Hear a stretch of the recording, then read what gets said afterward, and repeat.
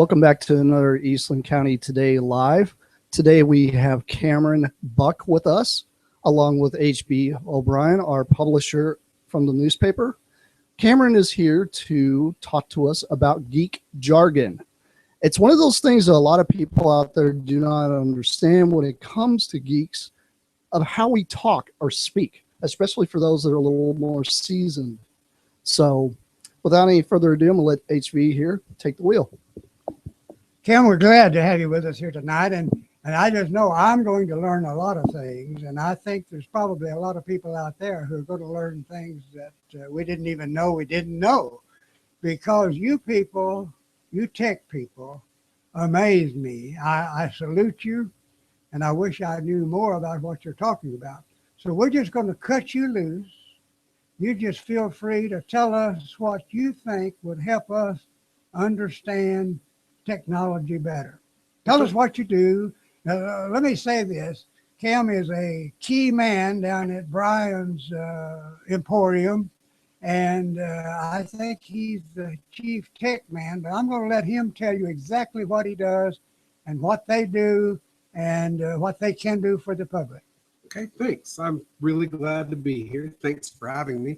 Super excited to be a part of a live stream from the local newspaper to be a part of this media mega ship that's just set sail. So thanks for having me. I'm very excited.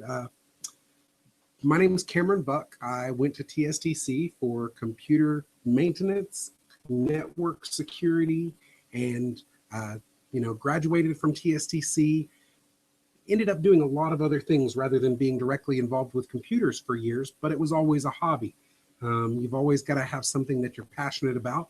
I didn't realize how passionate I was about computers. It just seemed like a good career field for a young up-and-coming person. So that sure makes sense. Absolutely. Yeah, the tools are so much easier to carry around than working on a car, but the utility is there of being able to work anywhere. And the tools for working on computers constantly change, but the tools are going to get the same job done. While I may use a different name brand of wrench, I'm still turning the same nuts and bolts at the end of the day. One of the things that we were talking about, and Jason here has really turned me on to, is reminding the public computer jargon is not just nerd talk in general, but describing what you're looking at using the correct word so that you're describing your problem clearly. Half of finding out what's wrong with you when you go to the doctor is if you say, "Doctor, I have a pain when I touch my arm and I have a pain when I touch my head." He might say, "There's nothing wrong with your arm and your head. It's in your finger," because we're describing a different problem than what he sees from the outside. Sure. So what I wanted to kind of do was start to share some of these basic principles of describing what it is that is on your computer screen. I think that everybody could stand to do with knowing that the mouse is the piece of equipment that you have in your hand that has the two buttons in the wheel. The keyboard, we all know what a keyboard is. The monitor being the screen that you're looking at. The computer is none of those three things. The computer is the little box that has all the wires plugged into it. There are lots of components in there, and people have referred to that box as a modem before. That box is the entire computer, the central processor, CPU. Whenever you're looking at your screen, though, let's get to what it is that you're looking at on the screen, because that's where a lot of people want to describe what they're seeing to me.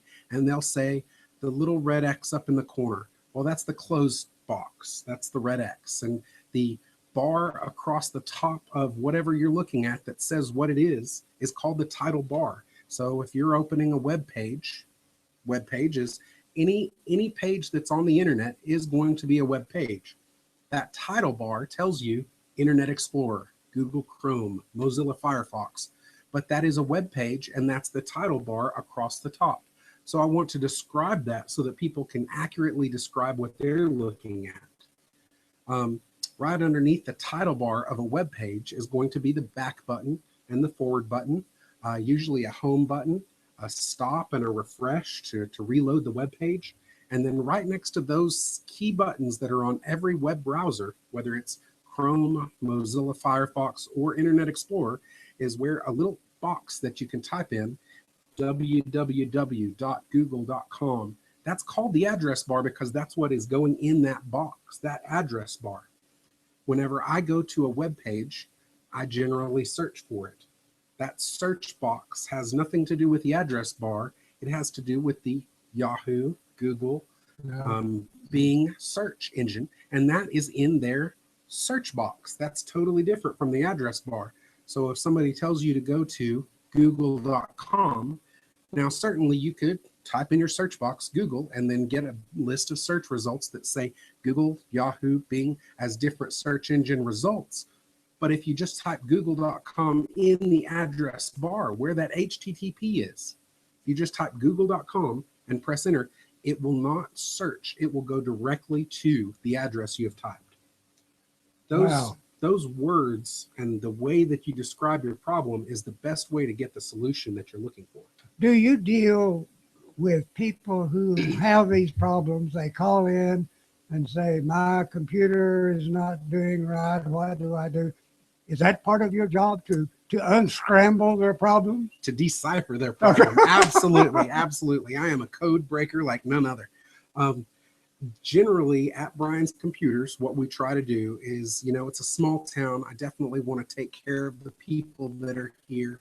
I want to take care of my neighbors because whether I mean it or not, I'll see you later. And yes, that's Eastland. Yeah. That's Eastland County. So when at Brian's, we sell new computers, we service old computers, and we try to help anybody in the using with, I have the heart of a teacher, and that spirit is in everything that I do, whether I'm just telling you what to do or asking you to describe your problem over the phone.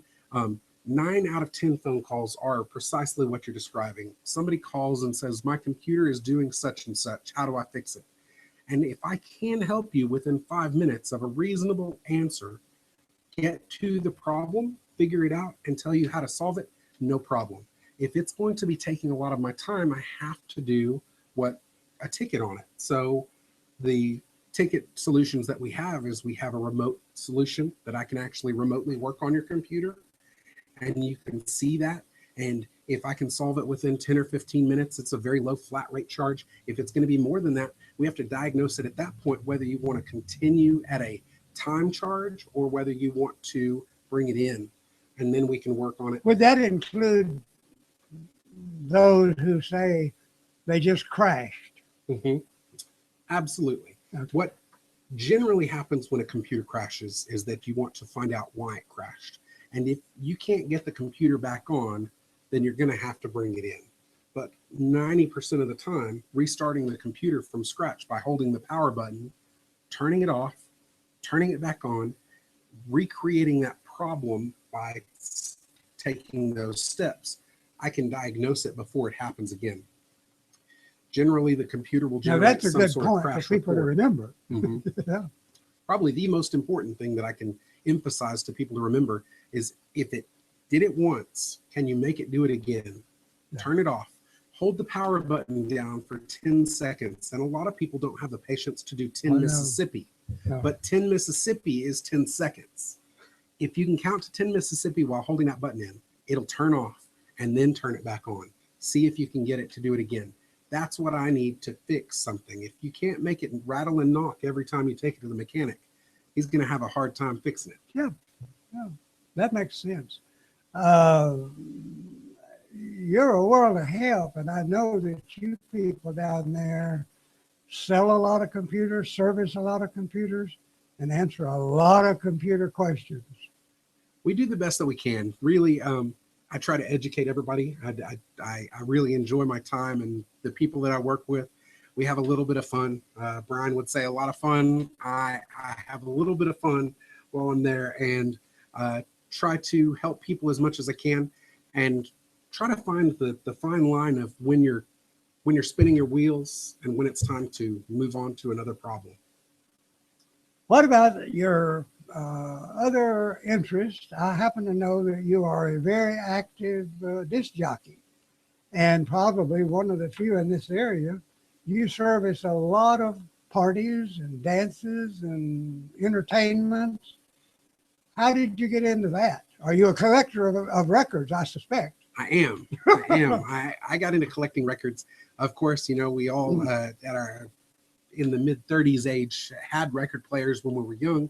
So I had the Jungle Book and the Raiders of the Lost Ark read-alongs, and my parents had their records that I would listen to if they would let me. Some of them, but I definitely collected plenty of records as a younger man, and then got out of it and discovered that dance music in my teenage years was using vinyl. I was shocked to find out that vinyl was still in existence. And I being just produced. read that it's coming back overseas big time, that Vinyl. they cannot keep up with producing vinyl records. Vinyl sales are actually outselling CDs Yeah. overseas, and it is absolutely amazing, especially if you go buy these old records and then you buy a newly produced. You can tell the vinyl production may not be numbers, but the quality is definitely there. Yeah. They're just excellent quality records. So got into listening to dance music, got into that a hobby, and whenever I went to work doing computers again, I needed another hobby. As once I do it full time, I didn't want to do it when I got home. So I went ahead and bought some home DJ equipment to just listen to music and play at home. Got asked to do one wedding for a friend, and that turned into a side business that's basically afforded me to buy more equipment and enjoy it more. So now my More hobby records, more equipment. turned into another job, but it's a fun job, and if I Well, didn't enjoy it, you're at a party atmosphere. That's got to be a plus. definitely. Yeah. Definitely. We've seen you at several places, and it's always a fun time because you're playing there. And I don't know if you take requests or what, but some of the old music, some of us older people really appreciate. Well, thanks. I really take a lot of pride in it. That's one of the funniest things that I'll tell to young people. Certainly, if I can, I'll take requests. I have a set music library that I bring. I have access to some other music, but kids will say, "Can you plug in my iPhone? And I want to listen to this song." And I'll be like, "Well, do you have it on record?" Because I play records. You play and records. That Yeah. slows the kids down real quick. They say, "What's a record?" Exactly. But I did get in trouble for rolling back some Johnny Cash on record. Apparently, they don't like it whenever you treat it like it's a hip hop album. It was pretty funny. Well, I think it's fascinating that you, as a young man, have so many avocations. You're good at all of them. And I'll bring up one other topic that you and I talked about once before, and that is our hope that we might someday start a club for or a meeting place for young people, boys and girls, men and women, to come and play. You said board games. I said learn to do magic for the public and for your friends, and how to entertain your neighbors. And you took that further, and you've got some really great ideas in that way. Well, I do think that we, losing the youth center that was the East Center, I miss that. Yes. I wish that we had that again. So I've definitely been considering ways to get the youth involved in social atmosphere that doesn't involve Facebook, a social experience that is face to face, not Facebook. Yeah. So I think that definitely we could use that. And originally, you have a book that you put together on performing magic. I think that now would don't be be doing a absolutely commercial fantastic. here for my book, but Well, if you need it, it's here. Come on down. But I think that it would be tremendous to have tutorial classes. Get your kids out of the house for a couple of hours. Give yourself a little bit of respite from having them, and we can get a group of kids to come out and learn. And we're working on a location, but I think that that's totally I think that'll doable. come. Mhm. Let me give you a little history.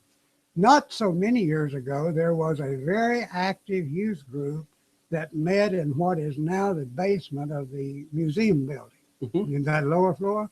And it was operated by parents and concerned citizens who were just like you. They wanted a good, safe place for young people to gather, have fun, drink pop, and get to learn some things. My hope, and I certainly am not a teacher, but I've always hoped that we could have a chess club in this town. We'd have to find a teacher. I'm not it, but to get, as you say, to get them off of the Facebook. Absolutely. chess has always been a great game, and finding young people, they're always interested in anything that uses their mind in a different way and challenges their brain. So I think that's absolutely doable. And, you know, while chess, it may not be the only game, there's a tell us huge about the renaissance board of board games. games. Yeah. And so a club where people play tabletop games of any sort, whether there's one called Ticket to Ride, there's another one called Settlers of Catan, there's another one called Carcassonne. These board and card games require strategy, team building. Apparently, you know, you can and maybe some thinking. Oh, definitely, definitely, and engages your mind in a different way than when you're looking at a screen. Yeah. So I think that would be a tremendous opportunity to have a 2 or 4 hour tutorial, teach these kids how to play. If they want to go buy the board game and play it with themselves, or if they just want to meet on Saturdays and do it at this youth area, I think that would be tremendous. And absolutely, I can see that coming. It's just a matter of where. The newspaper would love to partner with you and try to help bring this about. I think there are many others, adults like us, who would rally behind this in a minute. I think it would be a plus for the town, for the people. I can totally, I have the energy. What I don't have is the time. So it's a matter of fitting that in. I hear you. I totally think that it's doable. And what it really takes is not giving up. And no matter what we do, just stick to, can it be done? Do you want to do it? Don't give up on that dream. That's right. And I think it might not happen this month. It might happen next month. It might not happen this quarter. But it can happen if you stick with it instead of just letting it die on the vine where you didn't put the time or the people together. I think that we can do it. It's just a matter of sticking to it. So let's just plan in that direction together, because we would love to be a part of that. Well, I won't give up if you will. Okay. Listen, Kim, this has been a pleasure. I went into this with fear and trembling because I know so little about technology, but you've made it almost understandable. Thanks. But we do appreciate your coming, and we want to thank our technical director, who has done an outstanding job and keeping us on. Thank you. It's been a pleasure to do all this broadcasting and helping out with the newspaper and actually helping out with the community, because the community is what is actually the most important thing here. Thank you guys for joining us at Eastland County Today Live. This episode has been brought to you by Brian's Computers. You guys stop by, say hi to Cameron. He'll help you Tell out. them how to reach me? Sure, go right ahead. All right. You can reach me at Brian's Computers. You can call 254-629-1201, or you can just come by 925 East Main Street. We're open Monday through Friday, 8 to 6, and Saturday, 8 to 2. Good for you. Good. All righty, you guys enjoy the afternoon, and we'll catch you guys next week on Eastland County Today Live. Cool. You are a real treat.